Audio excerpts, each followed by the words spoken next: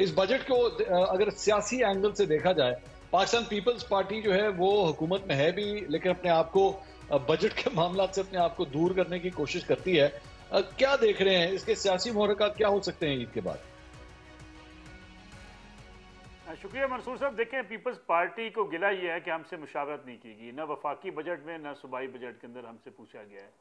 और दूसरी तरफ पीपल्स पार्टी ये भी चाहती है कि जो टैक्सेस लगाए गए या जो रद्दमल आया ख़ास तौर पे बिज़नेस कम्युनिटी की तरफ से, वो बिज़नेस कम्युनिटी का साथ दे और हुकूमत के साथ जब बातचीत उनकी हो तो बजट में कुछ ऐसी तरामीम वो करने में कामयाब हो कि जिसके नतीजे में वो ये बावर करा सके कि पीपल्स पार्टी ने अवामी बजट की बात की थी और वह आवाम के साथ खड़ी है। पीपल्स पार्टी हुकूमत का हिस्सा भी है, हुकूमत को सपोर्ट भी करना चाहती है, हुकूमत के साथ भी रहना चाहती है, सदारत भी रखना चाहती है, सारी चीज़ें पीपल्स पार्टी इंजॉय करना चाहती है। लेकिन पीपल्स पार्टी साथ ये भी चाहती है कि वो एक अपोजिशन का किरदार भी अपने हाथ में रखे।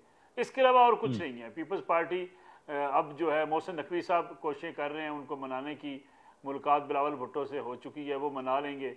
मेरे ख्याल में पीपल्स पार्टी अपनी सियासी बयानबाजी से आगे नहीं बढ़ेगी। और ये जो कहा जा रहा है क्योंकि पीपल्स पार्टी हुकूमत गिराने के लिए किसी दूसरे ग्रुप का साथ दे सकती है, ऐसी किसी चीज़ का कोई इम्कान नहीं है।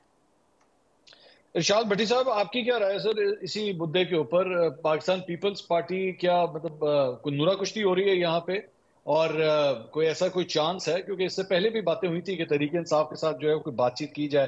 अब तो तहरीक इंसाफ ने भी दरवाजे खोल दिए हैं कि हाँ जी हम बातचीत करने के लिए तैयार हैं। क्या देख रहे हैं मंजरनामा ईद के बाद आप?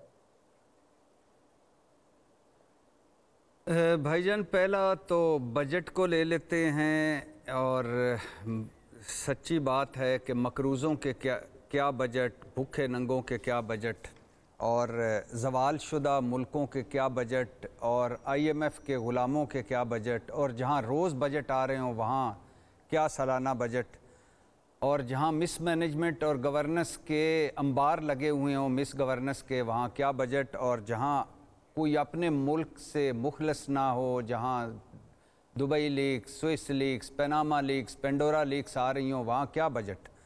और मज़े की बात देखें कि दुख और तकलीफ़ वाली मज़े की बात देखें कि 38 खरब के नए टैक्स हैं, और FBR को कहा गया है कि 13,000 अरब के नए टैक्स लगाएं, जबकि दूसरी तरफ हुकूमत खुद ही बता रही है कि ताकतवरों को जो छूट दी गई है वो 3900 अरब है। मतलब पिछले साल भी ताकतवरों ने जो छूट ली वो 1700 अरब ज़्यादा थी उससे पिछले साल।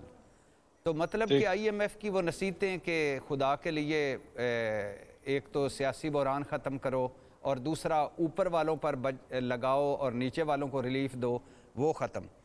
और हम वो UNDP की रिपोर्ट 17.25 अरब डॉलर जो हम ऊपर वालों को, मगर बड़े लोगों को रिलीफ दे देते हैं, सहूलियात दे देते हैं, मराद दे देते हैं, उस पर भी कोई नहीं। और दुख और तकलीफ़ की एक और बात सुने कि IMF के अलावा हमारे पास कोई प्लान B नहीं है। ये बड़े बड़े काबल, अरस्तु, अफलातून जो बैठे हुए हैं, इनके पास कोई प्लान B नहीं है।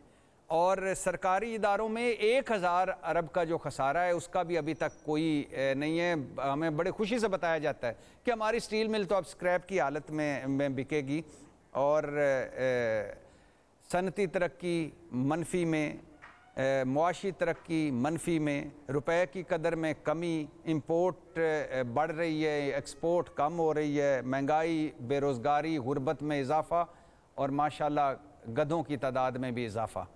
गधे बढ़ते जा रहे हैं इस मुल्क में। अब मैं सोच रहा हूँ कि इन गधों से कोई काम ही ले लें, कोई ऐसा कोई निकालें कि ये जो ज़्यादा तादाद में गधे हो गए इनसे ही कोई काम ले लें, कोई अगर शायद हमारी मईशत बेहतर हो जाए।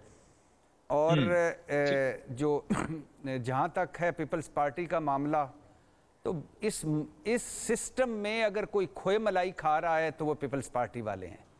इस सिस्टम में अगर कोई मज़े में है, कंफर्टेबल है, तो वो पीपल्स पार्टी वाले हैं।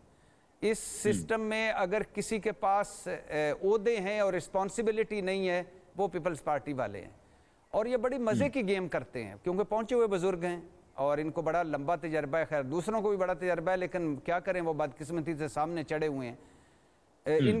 क्या है कि जब हत्के इज्जत का कानून बनता था तो बनना था, और जब बिल आया तो गवर्नर साहब छुट्टी पे चले गए। जब नैब ऑर्डिनेंस आया और इलेक्शन एक्ट में तब्दीली का ऑर्डिनेंस आया तो सदर साहब छुट्टी पे चले गए। अब मज़े की बात सुने कि सदर साहब नैब के मुल्ज़म थे, वज़ीर आज़म साहब नैब के मुल्ज़म थे, यूसुफ रज़ा गिलानी चेयरमैन सेनेट नैब के मुल्ज़म, मरियम नवाज़ नैब की मुल्ज़मा और मुराद अली शाह नैब के मुल्ज़म, और ये सारे रोया करते थे दो दो आंसुओं से कि ये जो काले कानून है ना नैब के, इनको ख़त्म करना है। और अब चूंकि नैब इमरान खान ने भुगतना था, तहरीक इंसाफ ने भुगतना था, लिहाजा 14 दिन से 40 दिन का रिमांड कर दिया। और इलेक्शन एक्ट का इससे भी बारीक वारदात है कि पहले मरहले में इमरान खान जेल में, पार्टी टूट गई, बल्ला ले लिया, सियासी स्पेस है नहीं, फिर अगर वो जीता तो फॉर्म 47, और अगर अब कोई अपील की बात होनी थी तो इलेक्शन एक्ट में तब्दीली, सारा सब कुछ सुपुर्द कर दिया इलेक्शन कमीशन के। और अब इलेक्शन कमीशन आज इस लाहौर हाई कोर्ट के इलेक्शन ट्रिब्यूनल के खिलाफ सुप्रीम कोर्ट पहुंचा हुआ है। तो अब आप एक तरफ ये देखें और दूसरी तरफ बजट देखें, और तीसरी तरफ आप ईद के बाद गरीब आवाम को देखें जिन पर अभी 38 खरब के नए टैक्स लगने हैं, जिनको अभी मेरे ख्याल से अब बुनियाद उतर जाएगी, बाकी धोती रह जाएगी, और जो खुदकुशियां कर रहे हैं गुर्बत में, महंगाई में, बेरोजगारी में। और कपास ज्यादा हुई है, खुशखबरी है, लेकिन पता ही कोई नहीं है। गंदम ज्यादा हुई है, लेकिन ज़राअत का जनाजा पढ़ा दिया गया है, किसान रुल गया। तो जहां तक पीपल्स पार्टी की आखिरी 2 जुमले पीपल्स पार्टी की बात है, तो भाईजान कोई तवक्को ना रखे, ये सारा गुड कप बैड कप का खेल है, ये सारा नूरा कुश्ती है। और जब बजट पास करवाने का वक्त है कि हाँ इसमें कुछ चीजें हैं जो वो मनवाना चाहेंगे, हमारी स्कीमें क्यों सिंध में कम की, हालांकि केपी के 91 मंसूबे कम कर दिए केपी के कैसे, लेकिन हमारी स्कीमें क्यों कम की, हमें ये दे दें, हमें वो दे दें, और ये कोई करके तो आराम से वो बजट पास करवा देंगे।